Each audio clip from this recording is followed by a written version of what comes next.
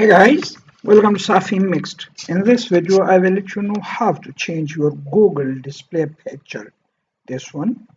For this, you need to click on the settings button and then click see all settings. And being on the general tab, scroll it down to this position, my picture. And here you see a link about me. If you click on this link, the Google takes you to this page, and here is your profile picture. If you click on it, it opens another window like this one. In here in this window, you have different options: browse illustration, upload from my device, take a picture, Google Photos. I click here, upload from my device.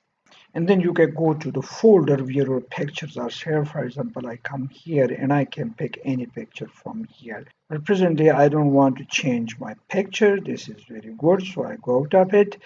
I close this and go back to my Gmail. At the end, thanks for watching Safi Mixed.